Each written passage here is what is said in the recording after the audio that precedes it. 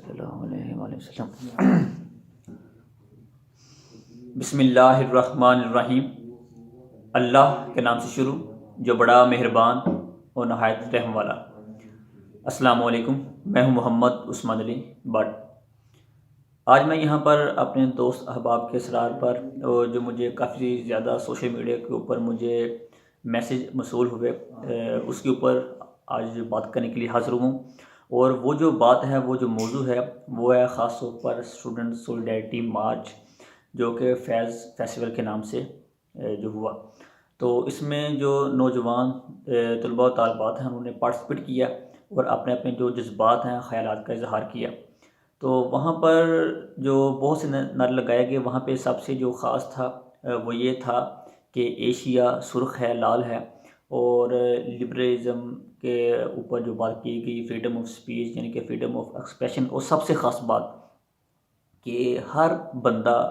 جو کہ کسی بھی دیش میں رہ رہا ہو وہ بالکل آزاد ہوتا ہے، اس کو اپنی مرضی کے ساتھ ہر بات، ہر کام کرنے کا حق ہے۔ اور اس سے بھی بڑھ کر جو وہاں پہ خاص بات ہوئی، جو نعرہ لگا، وہ یہ جو خواتین کے حقوق کے حوالے سے تھا۔ تو اس میں جو خواتین تو جو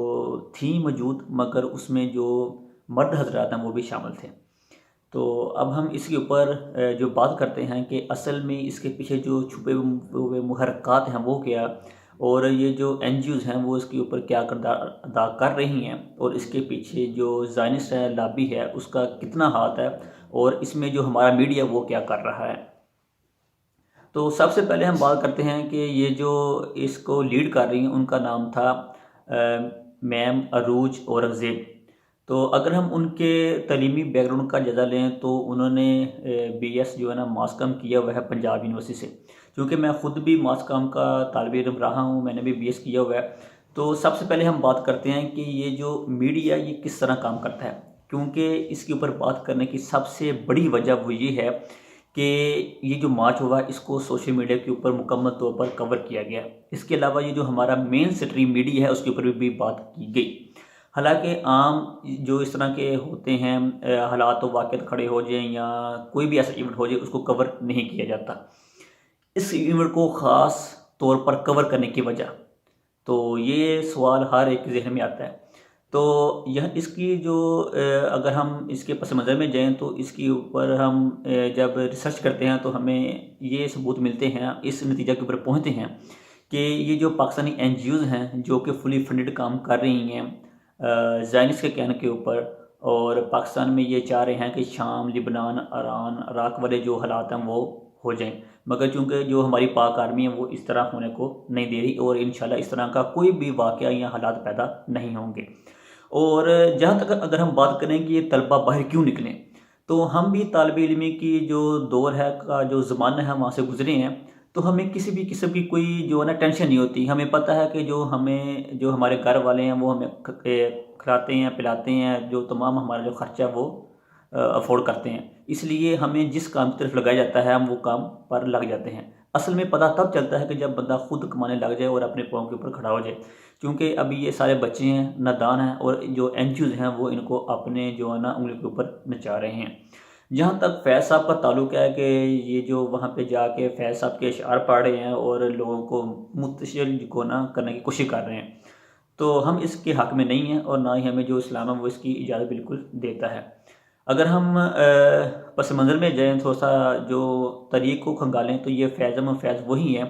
کہ جنہوں نے بنگلہ دیش کی حمایت کی تھی کہ یہ الگ ہو جائے۔ تو اب یہ پاکستان میں بھی جو اس طرح کا جو ایک خون ریزی کہہ رہے ہیں یا اتشال کہہ رہے ہیں وہ پھیلانے کی کوشش کر رہے ہیں۔ اگر ہم بات کی جائیں کہ ہمارے ہیرو کون ہونے چاہیے یا کون ہیں، تو وہ تو ہمیں سب کو پتہ ہے کہ علامہ ڈاکٹر محمد اقبال جو کہ شاعر مشرق ہیں، تو ہمیں چاہیے کہ ہم ان کی جو شاعری کو عوام کے اندر جو ہے نا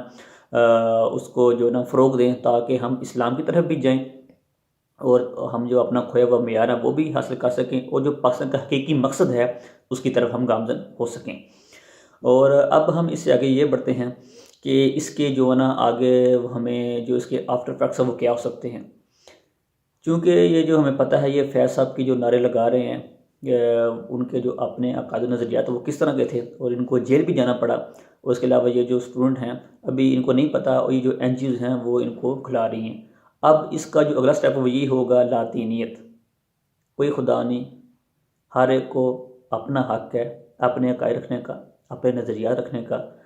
تو ہم اس کے اوپر چلیں گے۔ اور ویسے بھی یہ جو ہمارا پڑھا لکھا طبقہ ہے وہ اسلام سے بہت زیادہ دور ہے، اور یہ جہاں بھی نام آتا ہے کسی داڑھی والے بندے کا یا مولوی کا تو اس کے خلاف ہو جاتے ہیں۔ تو یہاں پر ایک اور بات کے اوپر بھی میں بات کرنا چاہوں گا کہ اگر ہم نیوٹرل ہو کے بات کریں کہ ریسنٹلی پیچھے جب آسیہ والا معاملہ ہوا اور ممتاز والا معاملہ ہوا سارا، تو ایک جو علامہ خادم حسین رضوی صاحب ہیں وہ اپنے جو تمام جماعت کو لے کر باہر نکلے، تو مگر ان کو کوئی بھی کوریج نہیں دی گئی، نہ سوشل میڈیا کے اوپر نہ مین اسٹریم میڈیا کے اوپر، بلکہ جتنے بھی اکاؤنٹس ہیں وہ بند کر دیے گئے۔ تو اب ہم یہ بتائیں کہاں گیا freedom of speech, freedom of expression, liberalism, اور کہاں گئی یہ تمام جو ہے نا ان کی باتیں اور ان کی جو نعرے؟ تو ہمیں اس سے ثابت ہوتا ہے کہ یہ تمام باعث ہیں، اور ایک خاص طور پر ایک مکمل طور پر جو نا لاہ عمل وہ طے کیا جا چکا ہے اسلام کے خلاف،